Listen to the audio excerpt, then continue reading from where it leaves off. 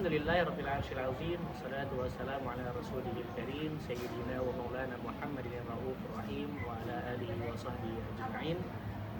Puji serta syukur kita panjatkan atas kehadirat Allah Subhanahu wa taala. Salam sejahtera selalu kita panjatkan kepada junjungan kita Nabi Muhammad sallallahu alaihi wasallam. Hadratal mukarramin, sama-sama kami hormati dan kami muliakan Bapak Abdul Rahim selaku dosen pengampu mata kuliah pendidikan agama Islam S1 Teknik Telekomunikasi Telkommunikasi di Jakarta. Pada kesempatan kali ini kami dari kelompok 4 ingin menyampaikan diskusi terkait pemimpin menurut Gen Z. Sebelum perkenalkan, saya Ahmad Fadil Asyari dengan NIM 101072500149. Saya Fatur Rahman dengan NIM 1010725126. Saya Aditya Triutomo dengan NIM 101072500001. Perkenalkan, nama saya Dita Rahman dengan NIM 1010725033. Dan saya Ikhlas Diponut Falak dengan NIM 1010725000051.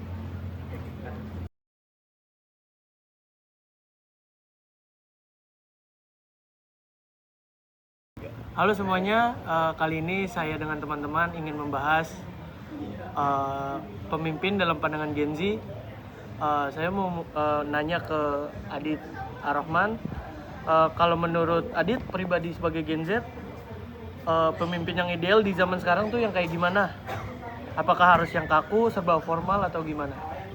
Oke, kalau menurut saya dan rata-rata Gen Z sekarang kita udah ada jenuh ya sama gaya kepemimpinan yang kaku, feodal atau yang cuma mau didengar tapi gak mau didengar. Oke, kita butuh pemimpin yang adaptif, transparan dan anti kritik. Nah, apabila kita hidup di daerah digital yang semuanya serba cepat, oke, kita butuh sosok yang komunikatif, yang bisa membaur dan memimpin lewat aksi nyata, bukan hanya cuma yang perintah dari balik meja atau memanfaatkan jabatan tuh sebagai demi validasi sosial media. Oke, setuju banget Dit. Berarti tipe pemimpin yang kolaboratif dan mau turun ke bawah ya. Nah, kalau kita tarik ke perspektif keislaman, Ya. nyambung nggak sih kriteria idaman Gen Z dengan ajaran agama kita? Gimana menurut kamu, Ikhlas? Kalau menurut aku, kalau misalnya sesuai nih keinginan Gen Z semuanya begitu. Sebenarnya dari zaman dahulu juga orang-orang pada pengennya pemimpin yang begitu. Karena pada zaman dahulu kala pun kita bahkan dari Nabi Muhammad, bahkan sebelum Nabi Muhammad, pemimpin-pemimpin yang diimpikan oleh orang-orang zaman dahulu adalah orang-orang yang dipercaya, orang-orang yang jujur. Nah, kalau misalnya dari sudut pandang agama, kita tuh ada beberapa poin, misalnya ada 4 sih sebenarnya. Ada 4 poin yang harus ditekankan sama pemimpin kita dari dulu sampai sekarang. Contohnya pertama itu sidik, kita mesti jujur. Ini kita ngelihat kepada diri sendiri, kepada diri pemimpinnya. Dia harus bisa jujur kepada diri sendiri, harus bisa jujur kepada penasehatnya, harus bisa jujur kepada masyarakatnya. Kalau misalnya ada sesuatu yang membahayakan atau ada sesuatu yang mengenai masalah masyarakat, masalah kaum, dia harus bisa berbicara kepada mereka, harus bisa, oh ini nggak aku tutupin. Nah, ini berkaitan erat dengan poin kedua. Poin kedua itu adalah amanah. Amanah tandanya apa? Kalau pemimpinnya jujur, amanah tandanya dia harus bisa dipercaya. Jadi pemimpin yang jujur, tapi kalau tidak dipercaya, tidak merasa amanah kepada masyarakatnya, tidak dipercaya kepada masyarakatnya, itu sama aja nggak perlu. Soalnya masyarakat terus tahu kalau dia jujur juga. Nah, ini zaman dulu susah, zaman sekarang makin gampang karena orang-orang bisa ngeliat nih, kamu ngapain aja di beritanya, kamu ngapain aja, dan berita dari internet, berita dari koran, berita dari video, itu banyak banget. Kita nggak bisa, pemimpin nggak bisa lagi nutupin secepat itu, segampang itu gitu. Lalu kita ada poin ketiga adalah komunikatif itu tabayun ya, komunikatif. Nah, komunikatif itu ada basisnya di Al-Quran ayat 159 Ali Imran suratnya. Itu dibilang kalau Nabi Muhammad, ini kepada Nabi Muhammad sih, orang-orang yang kaumnya ini dia harus kamu berlemah lembut kepada mereka. Kamu harus kalau mereka melakukan kesalahan, kamu harus memaafkan mereka. Kalau misalnya kamu ingin mengambil keputusan, kamu harus datang ke mereka, cari mereka, ambil masukan mereka, lalu kamu ambil keputusan setelah itu. Nah, poin-poin ini adalah poin-poin penting, poin-poin emas lah bicaranya, yang dibutuhkan oleh kaum-kaum mau itu Gen Z atau kaum zaman dulu kepada pemimpin kita, begitu. Bener banget nih, berarti kerasa banget ya bobot tanggung jawabnya. Nah, ngomongin soal tantangan nyata zaman sekarang seperti kayak fenomena nepotisme, politik dinasti atau pencitraan di sosial media nih. Gimana pandangan kamu, Dil, nih sebagai anak teknik ya kan, yang juga akrab sama dunia digital? Oke, menurut saya tantangan terbesar Gen Z saat ini ya dalam menghadapi situasi ini untuk memilih pemimpin di era digital sekarang. Sebenarnya lebih ditekankan ke pribadi kita masing-masing. Jangan sampai kita salah memilih pemimpin hanya berdasarkan algoritma yang kita lihat di media sosial. Kita harus juga memiliki kemampuan untuk cross check atau tabayun, menelaah lebih dalam bagaimana pemimpin tersebut gitu. Mungkin dari visi misinya, kemudian dari jejak digitalnya, rekam jejaknya, apa saja karya-karya yang sudah dibuat, serta alur dari perjalanan hidupnya seperti apa. Jangan sampai kita terlena, terpesona dengan apa yang kita lihat di media sosial, seperti dari FYP TikTok, kemudian berita-berita lain yang dimana kita hanya tahu baik-baiknya saja dari pemimpin tersebut.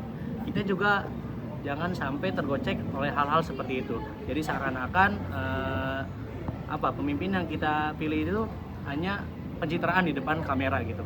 Tapi kita harus mencari pemimpin yang baik juga di kehidupan aslinya. 3. Wah, gokil nih.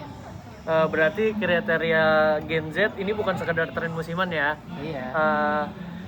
Tapi emang fundamental dan ada dasar teologisnya. Terus kalau soal esensi tanggung jawab, seorang pemimpin itu sendiri di mata Islam gimana, Tur?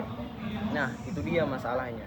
Jadi, di Islam kepemimpinan itu bukan privilege atau ajang pamer atau buat gaya-gayaan, tapi sebuah amanah yang sangat berat. Dalam konsep fikih ya, yang kita sebut muamalah, pemimpin itu adalah khalifah atau pelayan bagi yang dipimpinnya, yang kelak bakal diminta pertanggungjawaban di akhirat secara detail. Karena Rasulullah SAW pernah bersabda dalam hadis riwayat Bukhari dan Muslim, "Kulakum ra'in wa alukum mas'ulun ra'itaihi," yang artinya setiap kalian adalah pemimpin dan setiap pemimpin akan diminta pertanggungjawaban atas apa yang dipimpinnya. So, jadi esensinya bukan soal kekuasaan untuk menindas atau memprioritaskan orang dalam nepotisme ya, demi keuntungan pribadi gitu, melainkan tentang pelayanan dan keadilan universal. Wah, luar biasa banget nih obrolan kita hari ini ya kan.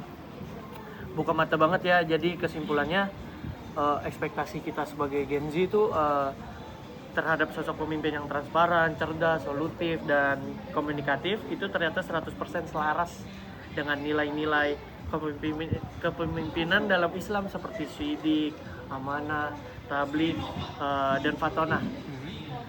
Sebelum kita menuntut adanya pemimpin yang ideal di tingkat yang lebih tinggi, yuk kita mulai belajar dari hal yang paling mendasar, memimpin diri sendiri untuk disiplin, jujur, dan menjauhi hal-hal negatif dalam kehidupan sehari-hari.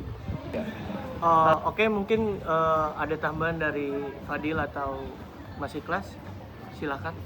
Ya, kita walaupun melihat dari poinnya dari Fadil tadi bilang kita jangan lihat dari hasil FYP-nya aja, hasil dari public figure-nya aja, tapi memang sebagai pemimpin itu yang harus dia lakukan. Dia harus menunjukkan kalau aku nih bekerja loh, karena menunjukkan kalau aku supaya kerja, supaya aku bisa melihat kalian bisa menilai kerjaku bagaimana, kalian bisa melihat pemimpin yang bagus bagaimana, supaya kalian meniru saya, begitu. Kalau ada yang lain? Oke, Fadil. Jadi kita bisa narik kesimpulan yang sangat akurat ya dari bagaimana tadi kita menjadi pemimpin yang baik gitu. Bagaimana cara kita memilih pemimpin yang sesuai dengan pandangan Islam dari poin-poin yang telah disebutkan. Menurut saya ini pembahasan yang sangat menarik dan sangat bagus untuk kita sebagai Gen Z dalam memilih pemimpin ke depannya. Mungkin cukup sekian pembahasan dari kita semua. Semoga apa yang kita bahas dapat bermanfaat bagi masyarakat luas, terkhusus bagi kita pribadi. Mohon maaf apabila ada salah kata yang disampaikan. Saya Ahmad Fadil Asy'ari. Saya Aditya Trihutomo. Saya Aditya Rahman. Saya Ikhlas Dipo Nirvalat. Dan saya Fatur Rahman mengucapkan terima kasih. Wassalamualaikum warahmatullahi wabarakatuh.